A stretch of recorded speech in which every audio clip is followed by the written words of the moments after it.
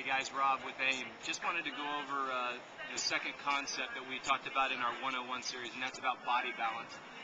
One of the things that we want you to practice, and it's a little frustrating for some athletes because it doesn't involve a lot of heavy breathing and a lot of muscular work. It's about just learning how to get balanced in the water. There's a lot of periodicals out there. They have all kinds of buzzwords for it. Essentially what we've always talked about is just learning how to press your chest in the water, okay? As we talked about in the theory side of the 101, there's an inverse relationship between your head and your hips. So if you haven't checked that out, you need to, so that you understand what this is going to look like, okay? What we're going to do is what we call a pencil drill, all right? We ask our athletes to utilize this even in the middle of a race. When things start going backwards, your heart rate's up, you can't seem to get under control. We ask our athletes to literally stop in the middle of the swim and implement this balance drill, this pencil drill, before they resume their swimming, all right? So what I'm going to do is I want you to see what it looks like. All right, and then we're going to talk a little bit about how it's accomplished. The two things you want to be looking for, and you want to do it even with yourself, is I want your hips to break the surface of the water, and I want your shoulder blades to break the surface of the water. So if I'm looking at you from the side, you're perfectly horizontal in the water. Remember, if you're going down the lane and you're dragging, all right, all that water's hitting your belly button and below. It's just dragging in the water. It's like you're dragging an anchor behind a boat. You want to get it to where the water slips below you, above you, and as you rotate, beside you. Okay? So this is what the pencil drill will look like.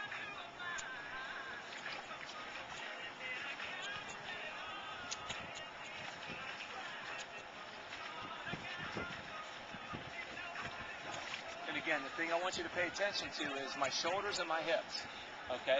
Now what I'm going to do is I'm going to show you how you can take a pencil drill and incorporate it into a workout. What you're going to see is I'm going to get balanced before I start swimming. I'll swim 2 or 3 strokes, and you'll notice no matter how hard I try to focus, my hips are going to drop below the surface a little bit. Then I'm going to stop, do a pencil drill, let it gravitate back up towards the surface, then I'll start swimming again. All right, I'm only going to go about halfway down the lane so you can check this out. Again, it doesn't require a lot of heavy breathing and a lot of muscular work, but it is working on the neuromuscular pathways, because remember, it's how balanced you are in between your strokes. You can work really hard or you can work really smart.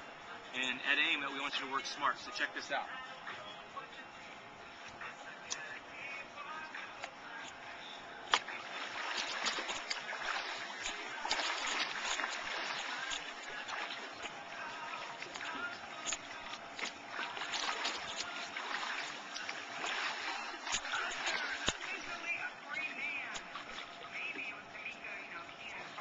Again, the idea here is not how fast you swim.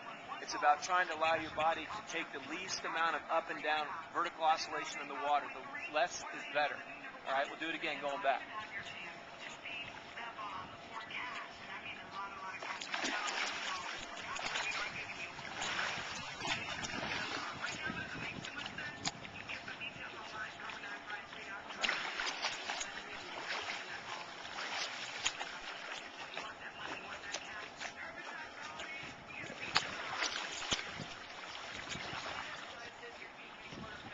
The big thing I need you to take a look at, again, even if you have to rewind the video, is notice that I'm not using my legs to keep my hips elevated.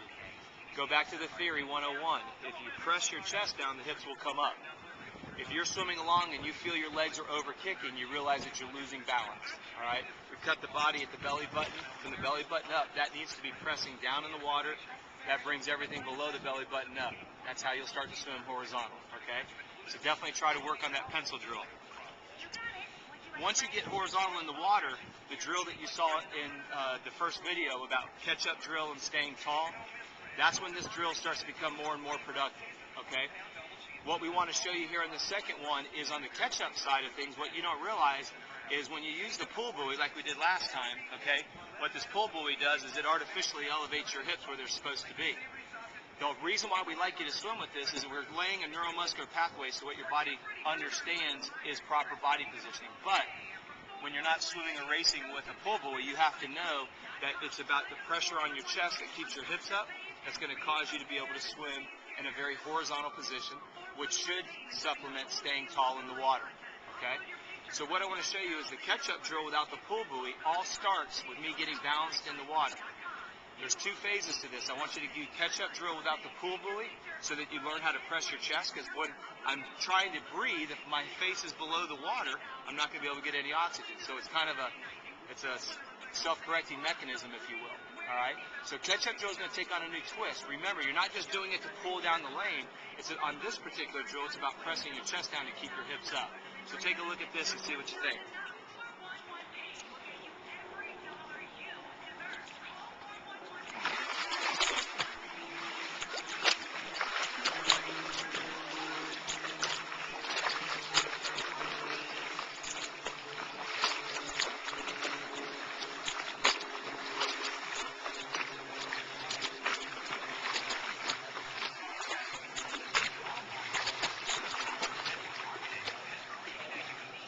Okay, now you're going to have to trust yourself here. You don't want to pull that forward arm through until the other hand physically touches it. You'll notice if you watch the film back or you watch me going back, my hips are going to go up and down a little bit, and that's because it's associated with breathing. Nobody can perfectly breathe and not allow their hips to drop a little bit. Your goal is to have it just drop the least amount as possible. All right? When we get into the next video about breathing, you'll see how it all comes together. But as you watch me swim back, you'll notice I'm not rushing the stroke. All I'm focusing on is pressing my chest. It gives me plenty of time to breathe. All right? Here we go.